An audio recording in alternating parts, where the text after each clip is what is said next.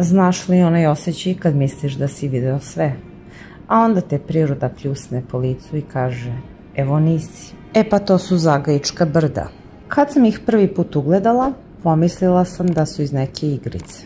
Usred peska, tamo gde bi očekivao pustinju, iznenada zelena brda. Pre oko 200 godina Deliblatska peščara bila je doslovno pustinja koja je gutala sve pred sobom. Njive, puteve, sela. Austro-Ugari su rekli, sad dosta, i počeli masovno da sade drveće kako bi zaustavili pesak koji se širio. Danas, umesto da lutaš po pesku, možeš istraživati jednu od najluđih prirodnih oaza u Srbiji. Specijalni rezervat prirode na oko 35.000 hektara i uskoro možda još i turistički raj. Polazimo iz Grebenca, tačno pored groblja. Jer gde bolje da krene avantura, zar ne? Staza, nema obeležja, nema putokaza. Dobrodošli u Zagajičke brdo. Preporuka, skini Wikiloc aplikaciju. Da, plaća se za offline upotrebu, ali to je bolje nego da se izgubiš usred ničega. Staza je oko 7 km u jednom pravcu, ali ovo nije samo za ljubitelje prirode, već i za avanturiste, fotografe, porodice u potrazi sa jedinstvenim iskustvima i lokalne turiste koji žele da istraže nepoznate lepote Srbije. Na pojedinim mestima nema signala, odnosno nema GPS-a. U Deliblatskoj peščari je snimljen jedan od legendarnih filmova, Ko to tamo peva, kao i određene scene iz filma Kosovskog boja. Najbolje vreme za posetu je proleće ili početak leta, kada je sve još zeleno. Na jesen žuta boja preuzima primat, dodajući drugu dimenziju pejzažu. Idi vidi, izgubi se, vrati se sa peskom u patikama i telefonom punim slika. Tražite mesto gde svaki trenutak može biti avantura, ali i savršeno opuštanje. Krenite sa mnom do Mionice, bisera zapadne Srbije koju očarava svojom lepotom. Mionički kraj je pored raskošnih prirodnih pejzaža poznati po najboljoj šljivovici i gostoprimstvu njenih sugrađana. Mi smo proveli ceo vikend ovde, ali i za jedan dan možete doživeti mnogo. Mionica je savršena za izlet sa društvom ili porodicom. Bez obzira na to da li volite akciju ili miran odmor, ovde možete birati oba.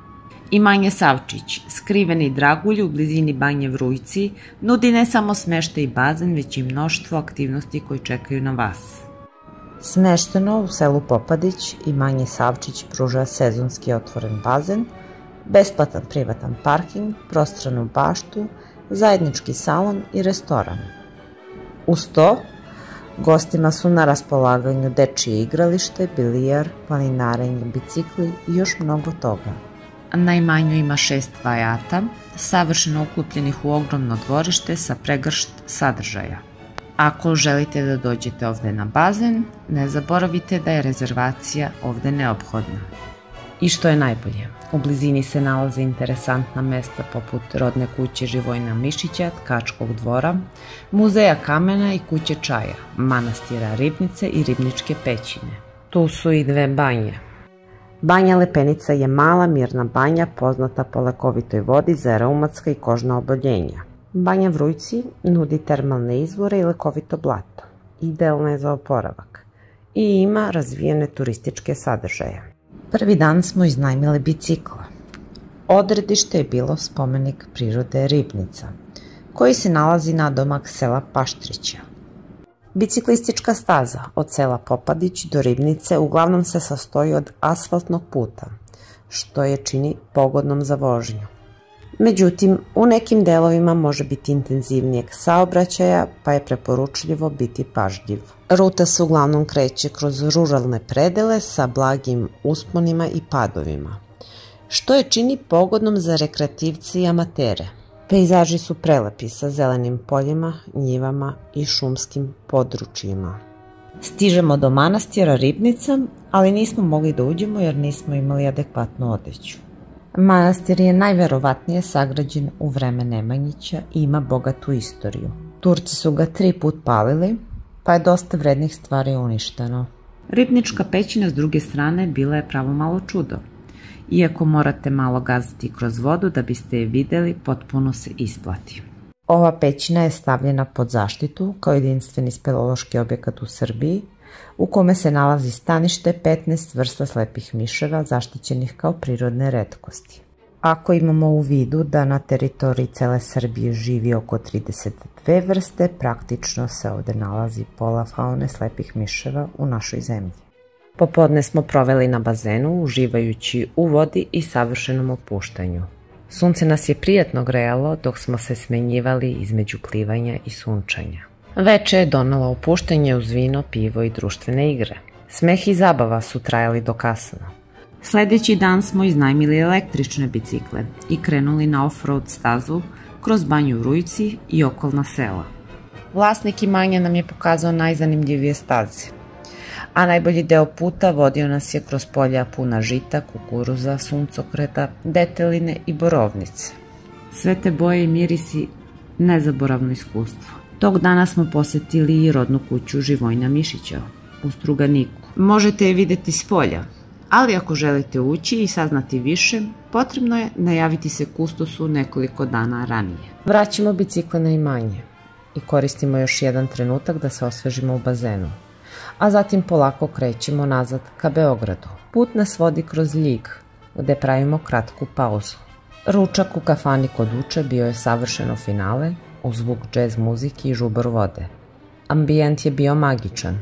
Hrana je bila fantastična, a ambijent možda najbolji deo. Uživali smo u ručku ispod vinove loze, pored vodenice u prelepom etno stilu. Ako tražite destinaciju koja vam nudi sve, od opuštenja do avanture, Mionica vas neće razočarati. Idemo u komšiluk, u Valjevo. Danas nas čeka prava avantura. Vidikovac Velika stena i Taorska vrela.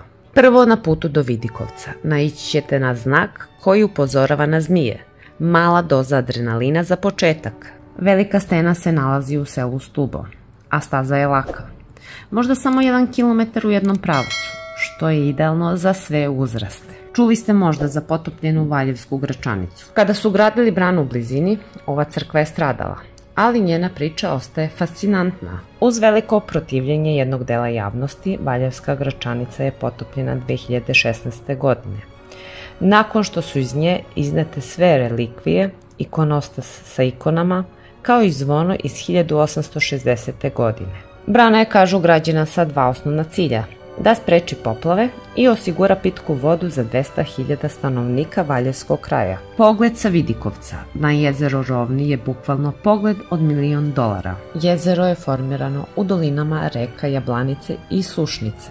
Površina ovog jezera iznosi oko 10 km², a najveća izmerena dubina jezera iznosi 67 metara.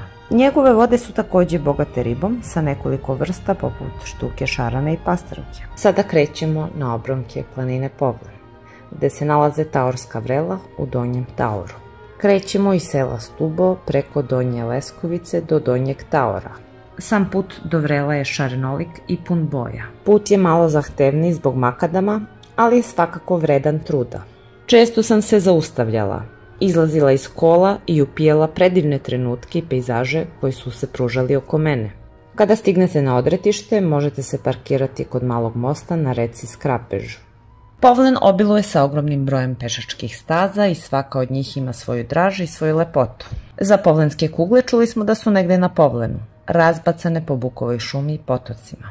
Velike kamene lopte, pravo čudo prirode. O njima nema baš mnogo informacija. Neki kažu da su to klikeri kojima se igrao Marko Kraljević, dok drugi veruju da su ih tu spustili vanzemaljci. Ali i ove kugle ćemo videti nekom drugom prilikom. U proleće ovi krajevi Srbije preplavljeni su Sremušem, što je razlog zašto se baš u to vreme održava manifestacija pod nazivom Dani Sremuša.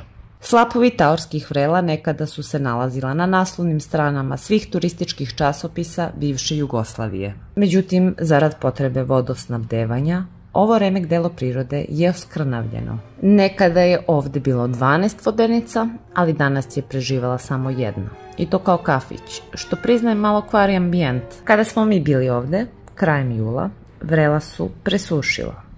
Ali verujem da u kasno jesen i rano proleće ovo izgleda spektakularno. Ako ste za malo istraživanja i sjajnih pejzaža, ovo je definitivno putovanje koje ne želite da propustite.